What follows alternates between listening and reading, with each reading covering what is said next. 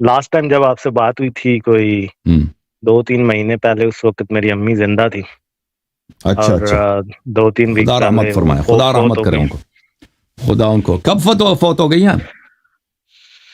پاکستان میں تھی، اور ادھر پتہ نہیں 4-5 دن لگے، اور کچھ اللہ ان کا رحمت پتہ کرے، چلا. اللہ مغفرت فرمائے انشاءاللہ. بہت مشکل اللہ ہدایت ٹائم ہے. علیہ السلام کے ساتھ معشور کریں آپ کو، ہاں، ان کو بھی اور بہت آپ کو بھی. میری اماں مومنہ تھی، اور اللہ ان کو جنت میں جگہ دے. اللہ مجھے مغفرت کچھ فرمائے سوال انشاءاللہ. پوچھنے تھے اس جی دوران سر. کے نا. پہلی دفعہ اس پروسیس سے پہلے بھی گزرے ہیں، لائک اور بھی فوت ہوئے ہیں، لیکن امی ماں تو ماں ہی ہوتی ہے.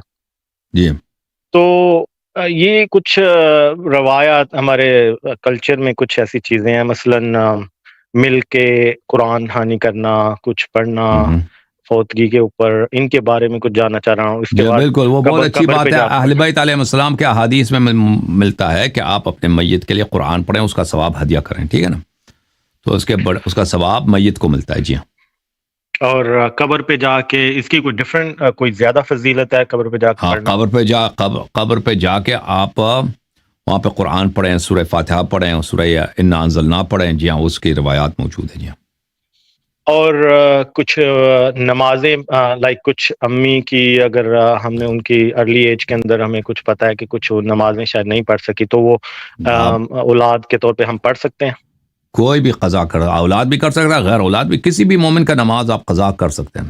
جی ہاں. اس کی جانب سے قضا کی نیت سے آپ پڑھ سکتے ہیں. جی ہاں. اس کے وفات، حیات میں نہیں، وفات کے بعد.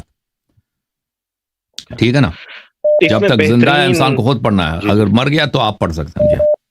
جی اس میں بہترین عمل نماز، ان کی قضا نماز کے علاوہ اور کیا ہو سکتا ہے اولاد کے طور پہ ہم بہترین کر سکتے ہیں؟ جو بہترین کہ ابھی میرے ذہن میں نہیں ہے کہ حدیث میں بہترین کے طور پہ کیا لکھا ہے. بہرحال قرآن پڑھنا، نماز پڑھنا، صدقے دینا، ان کی جانب سے پیسے خرچ کرنا غریب غربا میں اسلام کے نام پہ نا، یہ سب بہترین کام ہے. ٹھیک ہے نا. اس کا ثواب اس کو ہدیہ کریں. جی ہاں.